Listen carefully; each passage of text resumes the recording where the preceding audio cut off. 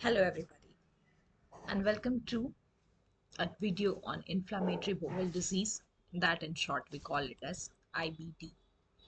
So what is IBD?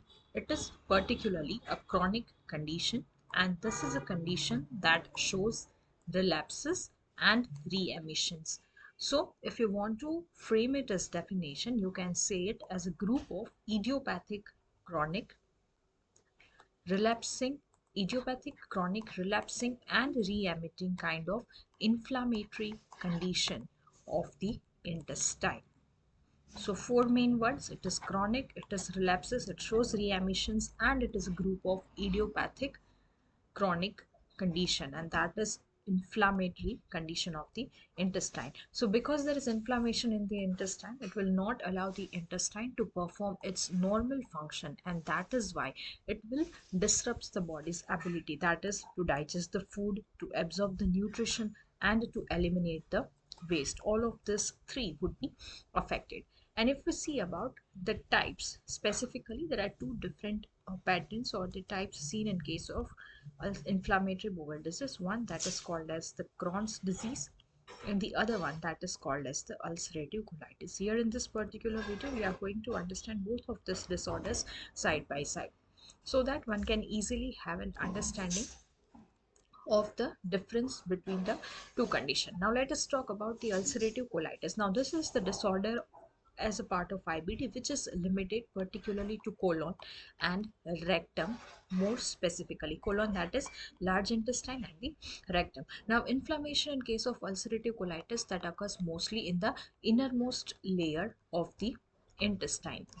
Okay, and it usually begins off in the rectum and the lower colon, but it may even spread entirely to the colon. So this is the understanding about the ulcerative colitis. And if we see about what is there in case of Crohn's disease, sorry, just a second. Okay, Crohn's disease, that is CROHNS. Okay, so if we say about Crohn's disease, this is particularly a condition that is transmural inflammation that it involves. Transmural, that is, it involves all the layers of the intestine. That is, the entire thickness of the bowel wall is affected, of the GI tract mucosa, and this can affect or involve any part of the GI tract.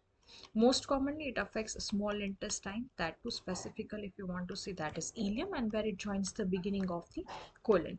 It appears in patches, that is patches is seen in case of Crohn's disease, but some areas of GI tract would be left completely untouched. That is but obvious as it appears in patches in case of Crohn's disease.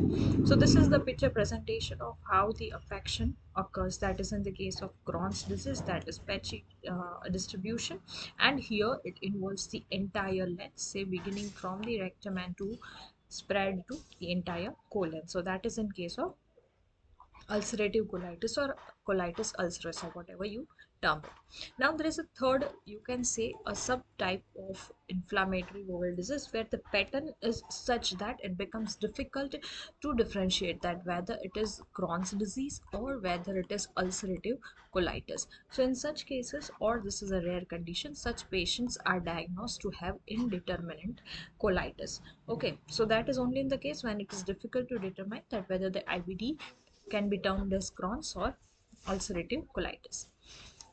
Again, a picture showing the inflammatory pattern, that is the healthy colon, the ulcerative colitis. This is the presentation showing healthy colon, ulcerative colitis, see the inflammations, and Crohn's disease, the transmural inflammation very clearly seen in such conditions.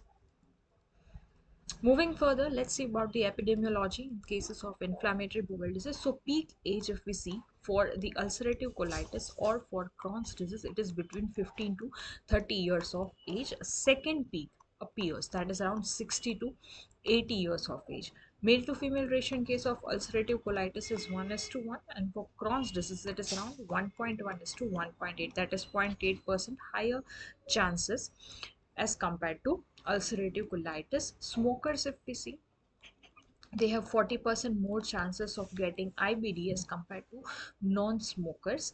And also, if the patient is having IBD, first degree relatives, first degree relative would have 10% chances of getting affected with IBD. So one can say that genetic predisposition also is seen in the case of IBD. So as you can term it the same as in the case of etiology if we see.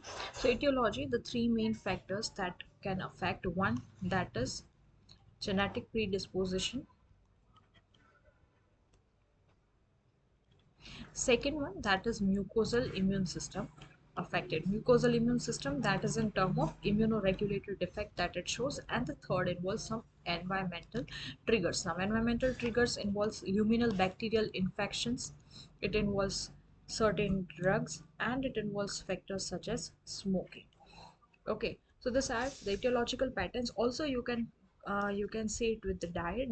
If we see, if there is more of fat intake, fast food, milk and fiber consumption, all of this affects. So as with the infection, say in case of Crohn's disease, it is Mycobacterium tuberculosis being associated, and ulcerative colitis, it usually develops after the repeated attacks of infective diarrhea.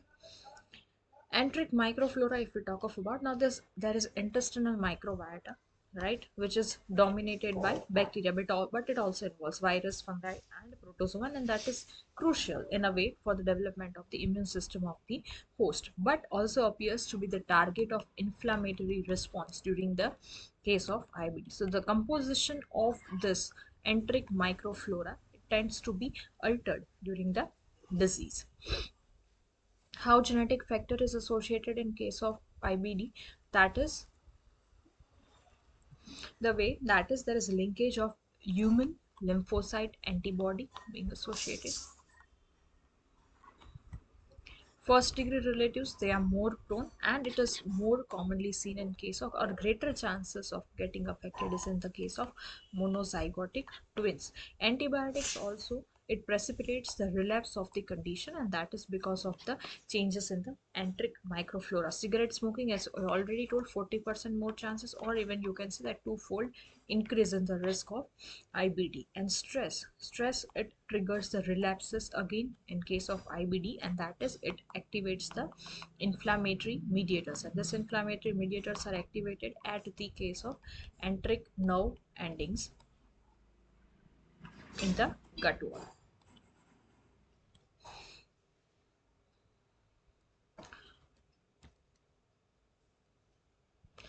This shows the picture of types of ulcerative colitis, so as the affected part being involved, and that is proctitis, that is proctosigmoiditis, distal colitis, extensive colitis and pancolitis. And so is with the types of Crohn's disease.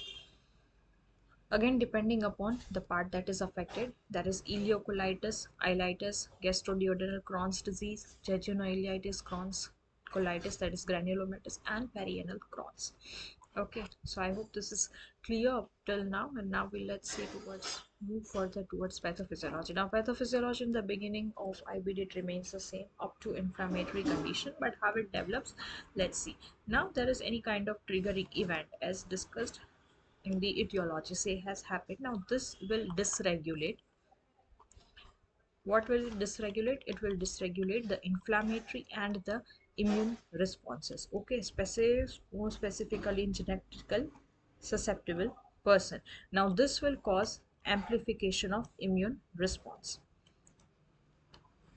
Because of there is amplification in the immune response, it will cause the release of inflammatory mediators, and this inflammatory mediators will cause the breakdown of mucus. And because there is continuous exposure to the lumen taking place, or to the dietary, by the dietary, or you can say the bacterial antigens, okay, it will cause impaired handling of the microbial antigens by the immune system, and this will result in the formation of, say, inflammation. So this is how the inflammation has developed. Now it differentiates or divides into how the ulcerative colitis or Crohn's disease would develop after inflammation. Say specifically, if this inflammation tend to cause the loss of vascular pattern, that would lead to increase in mucosal friability, that is easy breakdown. will cause ulcerations, result in the secretion of exudates and development of pseudopolyps. Right, so this will result in the development of ulcerative colitis. But on the other hand, if this inflammation tends out with inflammation, there is say injury to the tissues taking place, that is the formation of cryptitis. Will cause necrosis of the epithelium. This will cause in the formation of focal epithoid ulcerations. This focal epithoid ulceration will cause more and more influx of inflammatory mediators. This inflammatory mediators will involve the inflammation throughout the thickness of the gut wall, that is transmural inflammation, which can again cause lymphedema and the bowel wall thickening, and hence the development of say Crohn's disease or CD, whatever. Okay, so this is how the pathophysiology in case of ulcerative colitis and Crohn's disease works. Clinical features, if you see, that is again ulcerative colitis and in case of Crohn's disease. Okay, ulcerative colitis, both of this will be having altered bowel movements. Now, altered bowel movements in case of say ulcerative colitis, that is increase in stool frequency and decrease in stool consistency.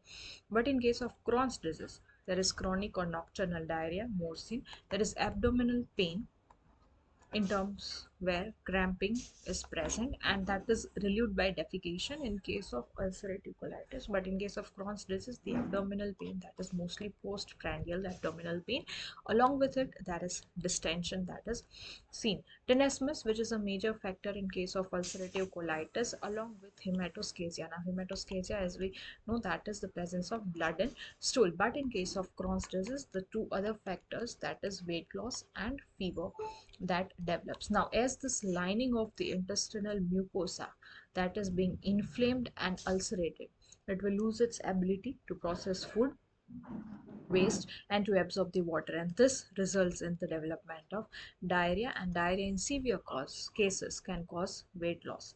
Similarly, because there is inflammation developing in certain areas, it can lead to sores or ulcers to form, specifically say in case of colon and rectum being majorly involved in case of IBD.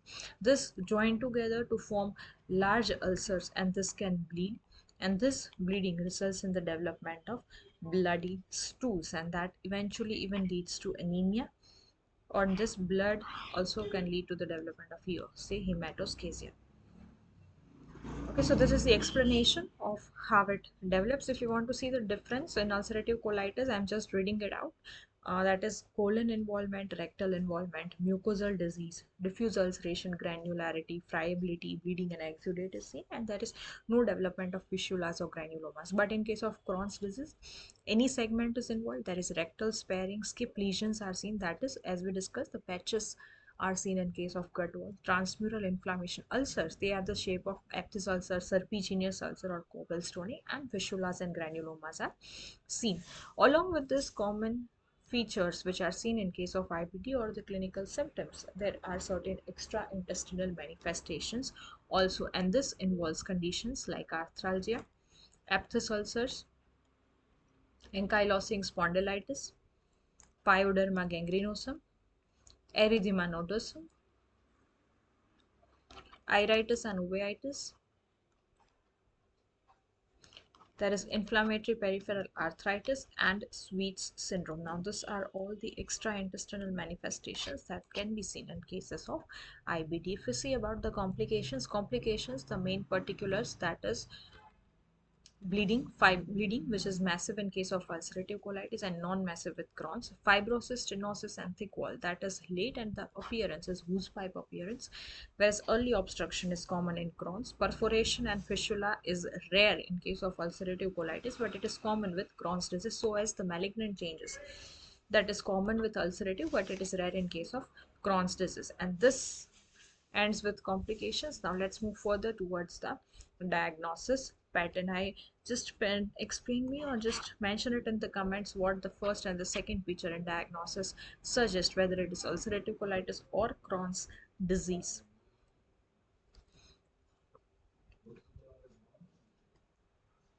Okay. Now let's see about the imaging of the Crohn's disease. If we see the diagnosis, it usually requires a comprehensive physical examination, and it also requires the review of the patient's history. Now various tests are there like blood test, stool examination, endoscopy, biopsy, and imaging study that would help in the differential diagnosis and to exclude other causes and to confirm the diagnosis. Now endoscopy in cases of, if we see ulcerative colitis, what it will see, let us see the picture together, that in case of ulcerative colitis it will show confluent superficial ulceration and the loss of mucosal architecture, whereas in case of Crohn's disease there will be mucosal edema, there will be ulceration and exudates. Okay, so this gives you a hint. Now just tell me what first picture suggests and what picture A suggests and what picture B suggests.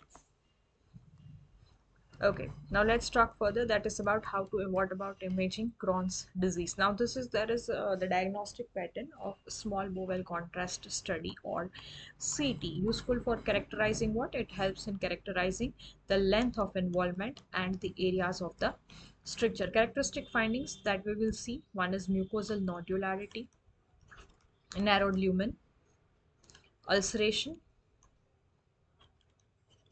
Sign that is important in case of Crohn's disease, that is string sign, abscesses or fistula.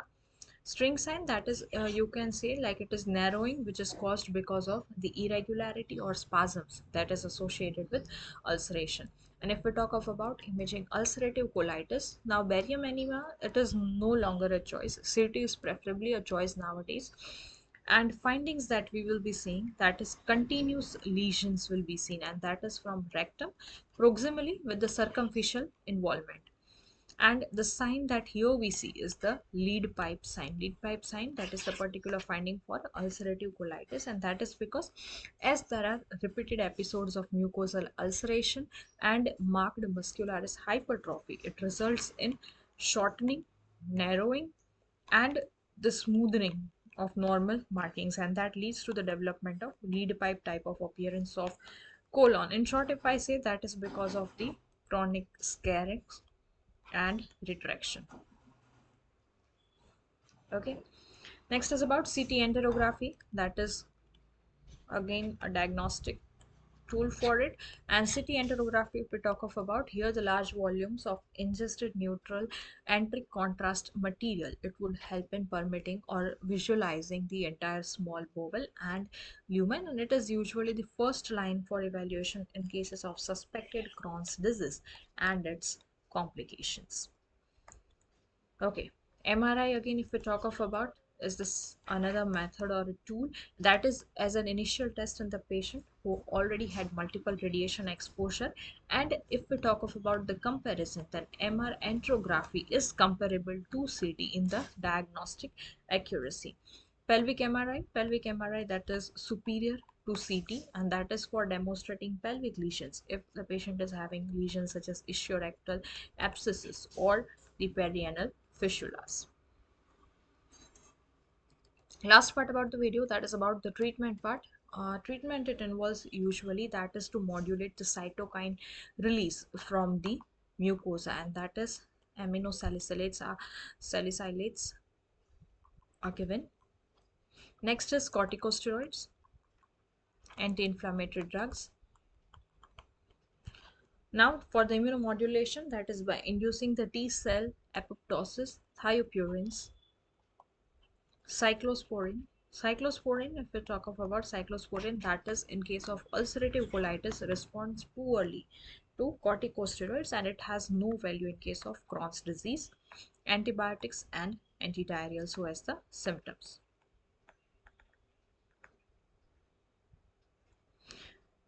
Treatment of acute attacks is as and when required based upon the pattern of the patient. Also, our main goal is to prevent the relapses.